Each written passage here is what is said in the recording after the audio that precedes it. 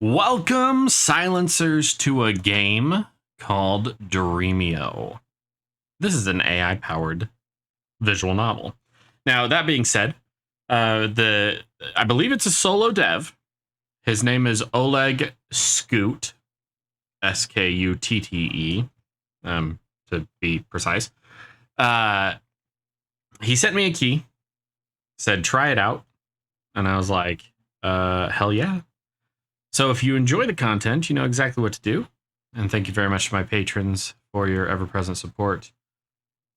But let's see what we can do to get ourselves into trouble. We're going to play this for probably about 15, 20 minutes. And go from there. So we're going to start a new adventure. Now, these are tokens, which like any... okay. Like any AI-powered anything, every time you do something, it costs tokens. As part of the game key that I got, I have 300,000 tokens. I don't know what that's going to be, but let's see. Oh, medieval. Let's see. Zombie apocalypse, nuclear holocaust, alien invasion, search for anomalies. How about we start a new template? Actually, we'll do that if you guys enjoy this. For now, we'll do something medieval. So we can do a couple of different things. You awaken in a shadowy alley in a bustling medieval town. Around you, the clamor of the town life echoes, the chorus of market criers and the clatter of horses' hooves on cobblestone. You have no memory of how you got here. What will you do next? So we can type in things. So like examine myself. What am I wearing? You look down at yourself and see that you're wearing a simple tunic and trousers, both made of rough spun wool. Your feet are bare, and you have no possessions on you except for a small pouch tied to your belt. What will you do next? We also can use our voice. Search the pouch.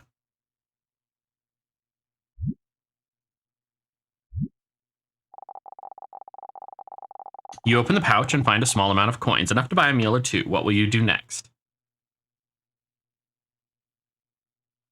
So every time one of these pictures is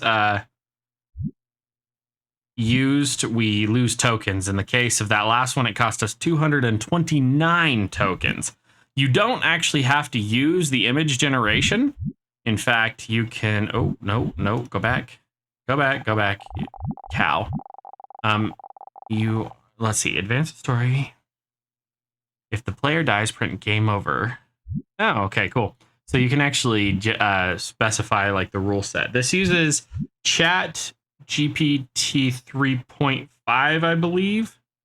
A small amount of coins, enough to buy a meal or two. What will you do next? What are my choices? Look for someone to ask for help or directions. Explore the town and try to find out more about where I am and how I got here. Find a place to rest and gather my thoughts before making my decisions. Try to suss out the situation and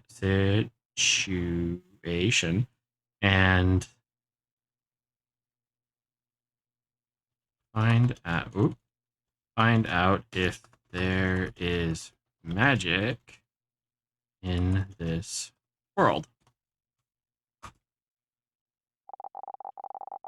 As you observe your surroundings, you don't see any obvious signs of magic. The people going about their business seem to be using mundane means to accomplish their tasks. However, you notice a group of people gathered around a street performer who seems to be doing some sort of sleight of hand trick. What will you do next? Watch the performance.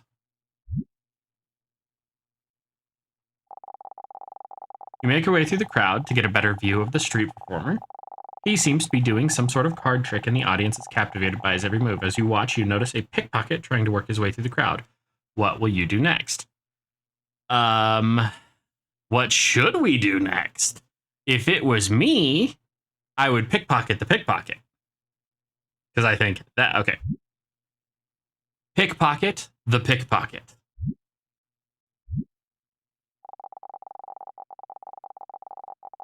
You try to catch the pickpocket, but he is too quick for you and disappears into the crowd. As you turn back to watch the street performer, you notice a man in a hooded cloak watching you from across the street. What will you do next? Approach the hooded man and ask him what business he has with me. You approach the hooded man and ask him what he wants. He looks at you for a moment before speaking in a low voice.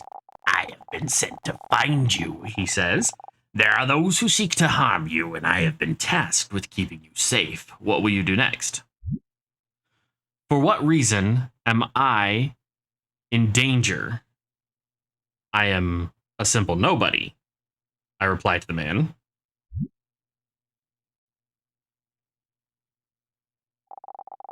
The hooded man looks around cautiously before answering.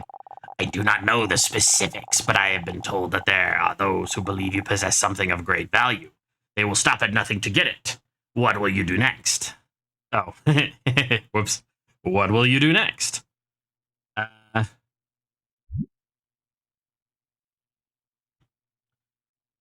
Seeing no reason to doubt the man and having no greater purpose in my life, I will trust him and follow his instructions. I ask, what do we do next? Okay. Seeing no reason to doubt the man, comma, and having no greater purpose in my life, comma, I will trust him and follow his instructions, period. I ask, comma, what do we do now? Okay. I love the fact that the AI can pick up on the simple inflections. I have toyed with AI prompts and whatnot, but none of them have been voice activated, and this is fucking awesome. The hooded man nods in approval and leads you down a narrow alleyway away from the busy street. After a few twists and turns, he stops in front of a nondescript door and knocks 3 times. The door opens to reveal a dimly lit room with several other hooded figures inside. The man introduces you as the one we have been sent to protect, and they nod in acknowledgement. We will keep you safe here. Oh, we will keep you safe here, the hooded man says. Rest for now, but be ready to move at a moment's notice. What will you do next? Observe all of the hooded figures. You take a moment to observe the hooded figures in the room. They all stand tall and still, their faces obscured by shadows cast by their hoods. You can't make out any distinguishing features or even tell if they're male or female. They seem to be focused on their task of protecting you and don't pay much attention to anything else. What will you do next? Inquire of them, if any of them know for what reason I am in danger, and do things such as magic exist in this world? Arcane forces to be commanded by those with the will and the word.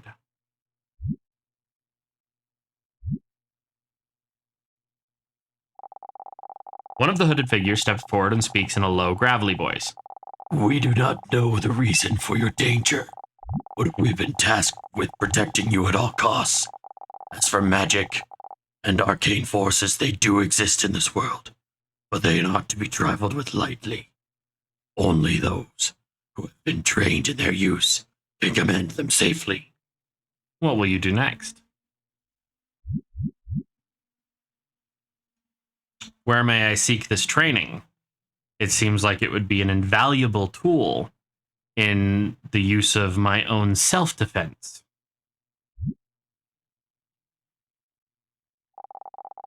The hooded figure nods. There are many places where one can seek training in the use of magic and arcane forces, but they are not easily found.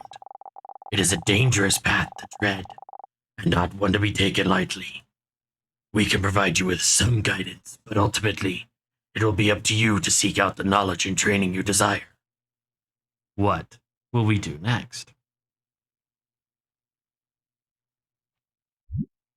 As instructed, I will rest, but remain alert and vigilant and ready to move at a moment's notice.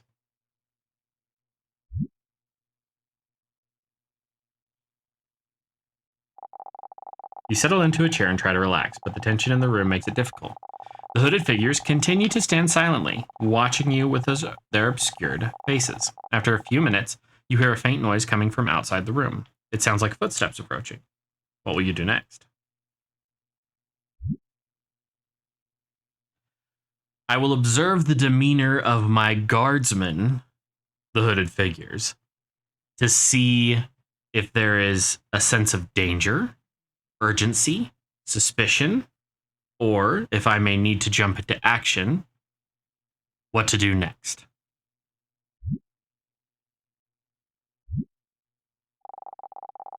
You watch the hooded figures closely as the footsteps grow louder. They remain stoic and silent, but you can sense tension in the air. Suddenly, the door bursts open and a group of armed men rush into the room, weapons drawn. The hooded figures move to intercept them, but they are outnumbered and outmatched. What will you do next? I will observe the armed men and attack whichever one seems the weakest, attempting to remove their weapon from their possession and turning it to our favor. I have no fucking idea if this is going to work, but we're going to try it. You quickly assess the situation and spot an opening. One of the armed men seems to be struggling with his weapon, giving you an opportunity to strike. You move swiftly and manage to disarm him, turning the weapon towards the remaining intruders. However, they are quick to react and soon overpower you and your guardsmen. The last thing you see is a flash of steel before everything goes black. Well, we died. But do you want to see what could have been? Okay, I'm going to try something like really, really main character out there. So bear with me. Raising my hand, feeling a deep, intrinsic power growing within, I command them all to stop as a force of magic flows through me, draining all of my strength, but causing all of them to fall in paralytic fear to the ground. I have no idea if that's going to work, but we're going to give it a shot. You raise your hand and focus all your energy onto the intruders. A wave of magic flows through you, draining your strength, but causing all the armed men to fall in paralysis. The hooded figures look at you in awe and amazement, clearly impressed by your display of power. What will you do next? I didn't think that would work.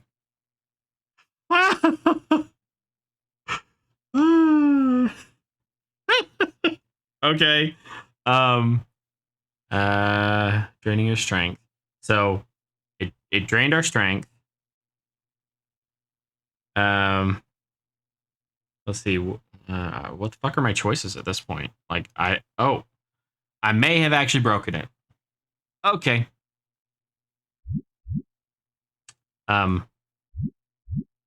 Disable motion, please. Okay, that didn't work. Reveal description. Okay. So this, you can hit reveal and hide description, and it will it'll show what generated this AI or that picture. Now we can go on to the next thing. Struggling to stand, I look down at my hand with amazement and disbelief, and then quickly to the hooded figures. Speechless and unable to do anything else, I gesture as a, what the hell do I do now?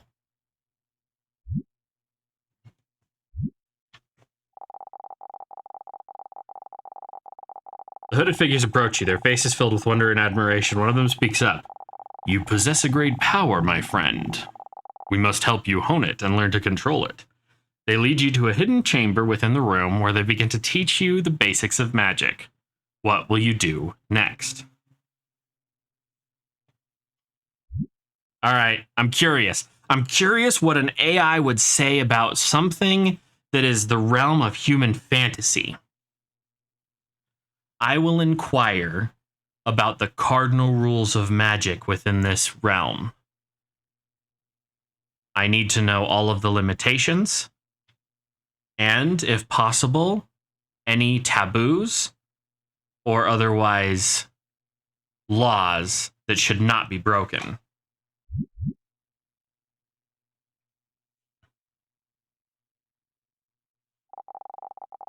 The hooded figures nod in agreement. There are several cardinal rules of magic that must be followed. One of them begins, firstly, do not use magic to harm others unless it is in self-defense or defense of others. Secondly, do not use magic to manipulate the minds or wills of others. Thirdly, do not use magic to cheat death or alter the natural order of things. They pause for a moment before continuing. As for taboos and laws, there are certain spells and rituals that are forbidden by law and could result in severe punishment if used. We can provide you with a list if you wish.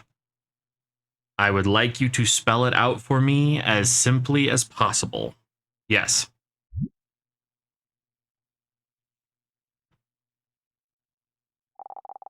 Simply put, do not use magic to harm others or manipulate their minds. Do not cheat death or alter the natural order of things.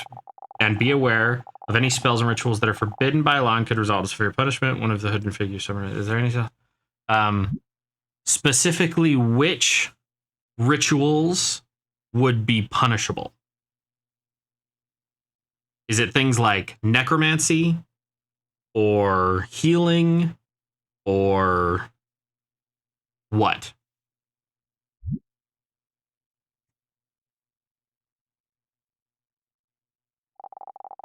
The hooded figure hesitates for a moment before answering. It is not just specific rituals, but rather the intent behind them.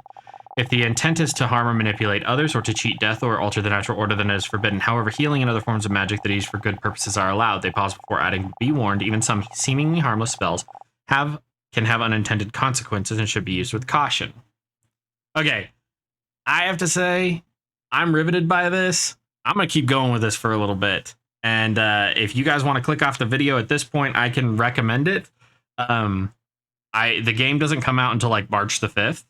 So we've got a little bit of time. But yeah, so I'm keep going with this story for a little bit as if we got stuck there. What will we do next? I wish to learn every lesson of every spell, every possibility, consequence, and outcome to learn how to manipulate magic as it is currently understood and the basics of learning to manipulate it in ways that have yet to be discovered.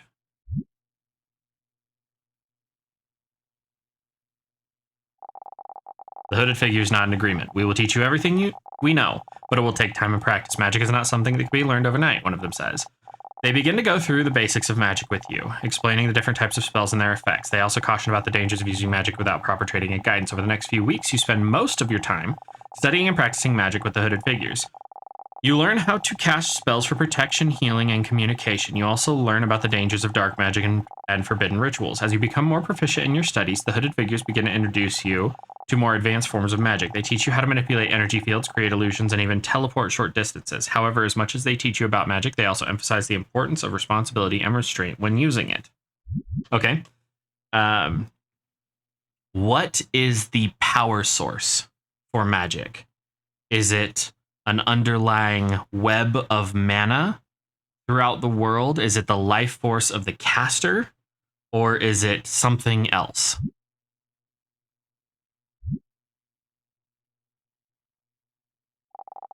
The hooded figures exchange glances before one of them speaks up. The power source for magic is not fully understood, they say. It is believed to be a manipulation of energy fields, but the exact nature of those fields is still a mystery. Some believe it's tied to the life force of the caster, while others think it is an underlying web of mana throughout the world, but ultimately we don't know for sure. They continue to explain that different types of magic may draw on different sources of power, and that understanding and manipulating those sources is a key part of mastering advanced forms of magic. What do you wish to learn next? One of them asks. Okay, there's an anime. There's an anime that I really like. It's called The Wise Old Man's Grandson. And basically, it's a boy who is reincarnated. So it's an isekai, an other world. The person dies in this world. They are reborn in another world, usually with their memories still intact. So it's an isekai, Wise Old Man's Grandson. And basically, a young man who's a businessman, or I think he might have been a student, dies here and wakes up reincarnated as an abandoned baby in the woods in this magical world, and he gets picked up by none other than Merlin, who raises him to learn about magic. And it turns out that the only understanding that you needed for magic was what we in this world call science. And so like Merlin teaches him how to cast fire, and Merlin explains that you just have to shake things fast enough and they'll catch on fire. Well, we know that that's friction, that's kinetic energy. And then Merlin said, in order to make it really, really powerful, you've got to channel a lot of mana, a lot of magical energy into it, and then the fire is really strong. But the kid remembered in this world that all you have to do to make a flame strong is to give it more oxygen and more fuel. And so he, instead of casting fire the way Merlin said, he would superheat the air by manipulating the atoms, and then he would add oxygen and compressed gas to the explosions. And basically his level 1 fireball was kind of like a nuke, because he just understood that manipulation. I always thought that was fascinating. So I am going to try a similar spell. In fact, the exact same spell.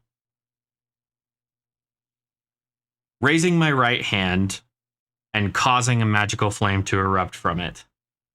I let it simmer for a second before turning to my nearest teacher and saying, what about augmenting magic, such as this? Focusing on my hand and drawing all of the oxygen around the flame into it, I cause it to erupt into a blue jet, infinitely hotter than any spell that has been cast up to this point. And if only for a moment, I see the fear at the amount of power in my hand flash across the eyes of all of my teachers. What about something like this? Is this against the rules?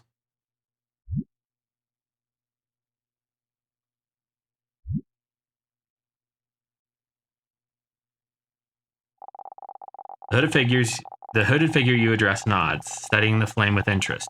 Augmenting magic is a powerful tool, they say. It allows you to enhance the effects of your spells or imbue them with additional properties. However, it also requires a great deal of control and precision. They go on to explain that augmenting magic involves manipulating the energy fields that power the spell in order to increase their potency and alter their properties. I am loving every fucking second of this. I'm just saying, I'm going to use up all those credits. This can be done through various techniques, such as channeling additional energy into a spell or manipulating the spell's structure to achieve a desired effect. If you wish to learn more about augmenting magic, we can certainly teach you that. So, I have the hiccups. The hooded figure says, but be warned, it is not something to be taken lightly. The consequences of using augmented spells improperly can be severe. What will you do next?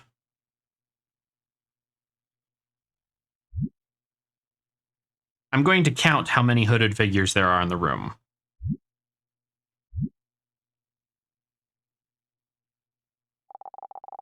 As you scan the room, you count a total of 12 hooded figures, including the one who spoke to you about augmenting magic. They all seem deeply engrossed in their studies and discussions, paying little attention to your counting.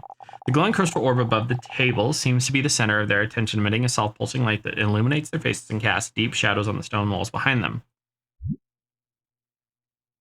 I am going to address all 12 of them. You will forgive me, but we've been at this for weeks, and I have only called you all masters. Can you share with me your names, please? That we may be better acquainted?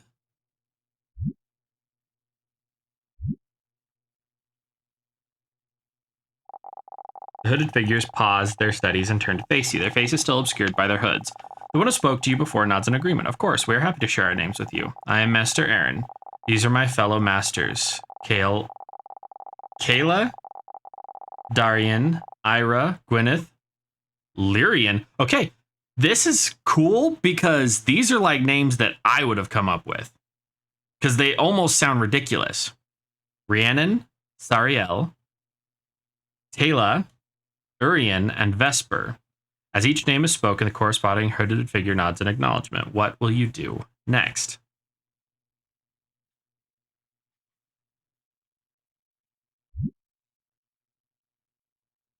I don't mean to rewind in the conversation or to speak on a previous point, but you mentioned dark magic. Is that a specific form of magic or a specific use of magic? And where is the line drawn for things that are considered dark magic? Because darkness can be an augment as well, can it not?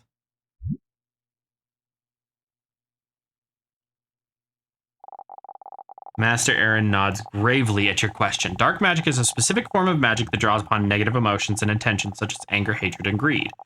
It can be used to harm others or manipulate them for personal gain. The line between light and dark magic is drawn by the intent behind the spell and the consequences it brings. We caution against using dark magic as it often leads to unintended consequences and can corrupt the user's soul. Master Aaron, speaking to your point that there is a difference between light and dark magic, I pose this scenario. While traveling through the woods, you come across a bandit attack, or the remnants of one. There is a child pinned beneath a cart that has been badly ransacked.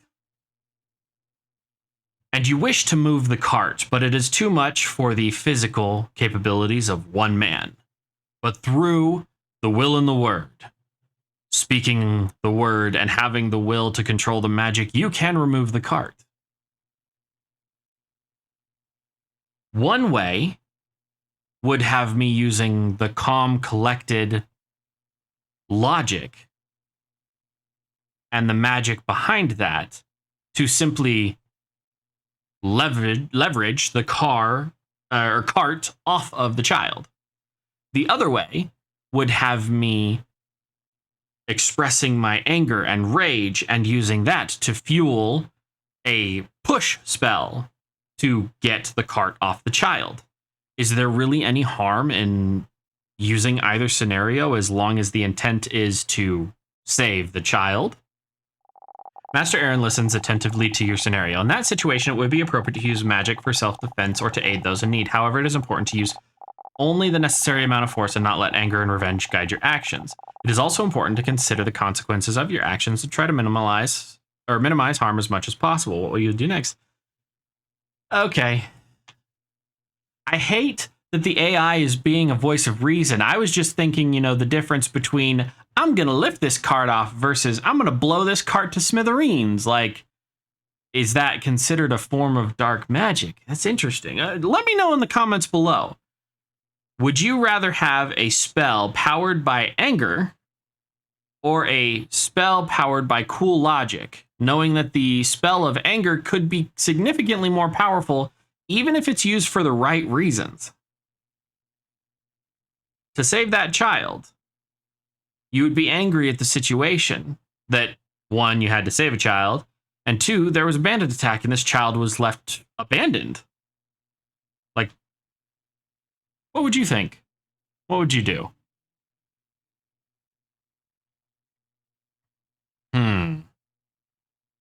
What are my choices? I don't actually know at this point. Like, we're so much deeper into this than I thought.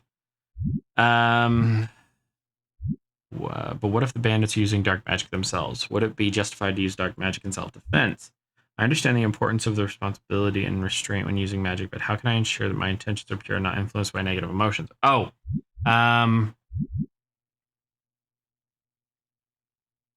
Master Aaron, if I may, is there such thing as counter magic? If someone is to use dark magic on me or misappropriate light magic in an attempt to harm me, am I capable of discerning what spells they're attempting to use and canceling them out with my own magic? Master Aaron nods. Yes, there is such a thing as counter magic. It involves using magic to counteract and neutralize the effects of another spell. However, it requires a deep understanding of both light and dark magic and should only be used in self-defense to protect others. As for discerning what spells someone is using against you, it can be difficult without the proper training and experience, but with practice, you can learn to recognize the signs and take appropriate action. What will you do next? Thinking to myself on the nature of magic, and focusing magic into my eyes. I focus on the desire to discern magical natures around me and see if I can get a magical form of vision through this method.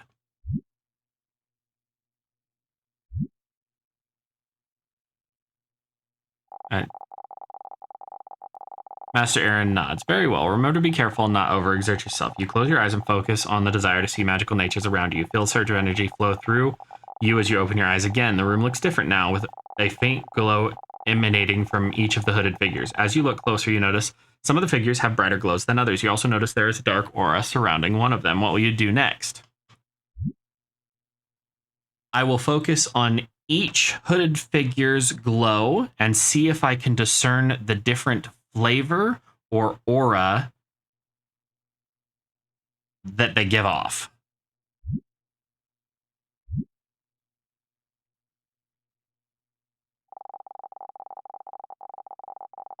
You focus on each hooded figure's glow, trying to discern the different flavors and auras that they give off. As you concentrate, you begin to notice subtle differences in the intensity and color of their glows.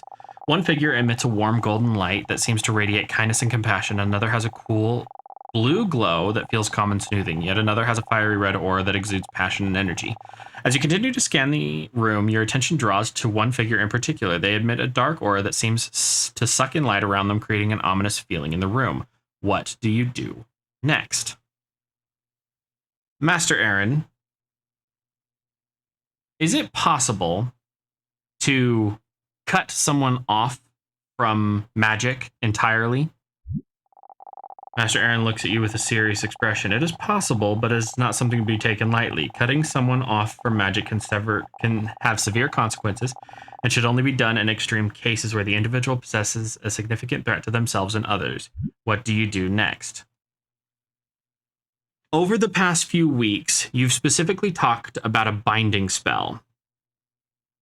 One that, like that paralytic spell that I used on our intruders back when you first met me. Is it possible to cast multiple spells on top of each other, all at the same time, and have all of their effects happen simultaneously?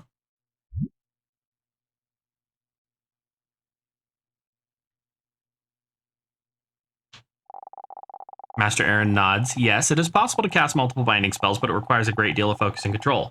It's not something that should be attempted without proper training and practice. What will you do next? Is it possible, Master, with permission, to borrow the arcane prowess or energy of another in order to augment a spell? Again, with their express permission. And would you be willing to help me in this endeavor, or at least test it with me? Y'all probably see what I'm about to do. Master Aaron looks at you thoughtfully. It is possible to borrow the arcane energy of another, but it's a delicate process that requires trust and consent for both parties. I would be willing to help you with this, but only if you can find a suitable candidate who's willing to lend their energy. I was actually wondering if all of you, I say, glancing at all 12 members, would be willing to partition me a small portion of your energies.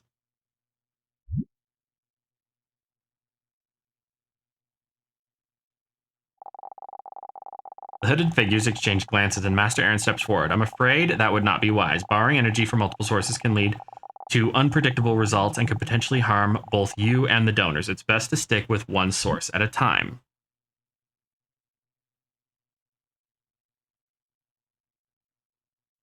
I say to myself, and no one else can hear this, I want to reach out with my mind and touch on the largest sources of energy within reasonable distance to see if there is a willing participant or a powerful entity that would not be harmed by sharing their energy with me. Nobody else can hear this.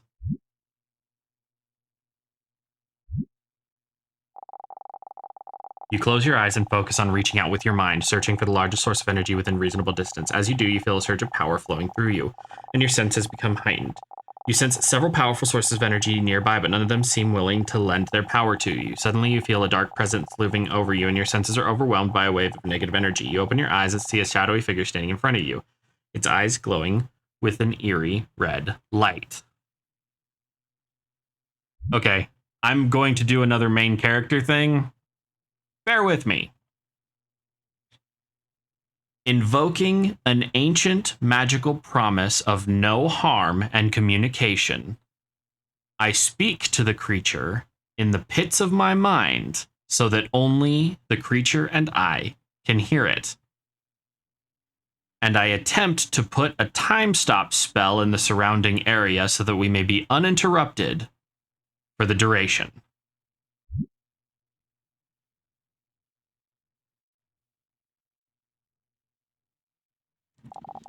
You focus your mind on the shadowy figure and invoke an ancient magical promise for no harm in communication. You speak to the creature in the pits of your mind, and only you and this creature can hear it. As you attempt to cast the time stop spell, you feel a surge of power flow you. The air around you seems to freeze, and everything comes to a standstill. The hooded figures around you frozen in place, their eyes wide in surprise. However, as you try to maintain the spell, you feel a sharp pain in your head. The strain of holding such a powerful spell is too much for your untrained mind, and you collapse to the ground. Okay, so I died. That's gonna be where I think we call it today. Holy shit. This is awesome. This is like Dungeons and Dragons on crack. I honestly, like, I don't want to pay for like tokens because I really don't care about the pictures. Like, the pictures I don't really care about. But this is amazing. Like, I'm having a blast. Advance the story in concise steps in response to the player's decision. After each step, ask them what they will do next. If the player dies, print game over. So I can actually give instructions for the narrator. If you guys enjoyed this and you want to see more, we'll continue. Or maybe we'll start anew, but you'll have to let me know what kind of story you want and what kind of hero, anti-hero, or I don't know, we get to be. Thank you very much to the devs for sending me a key. Thank you very much for watching and liking. Thank you very much to my patrons. And I'll see you in the next one.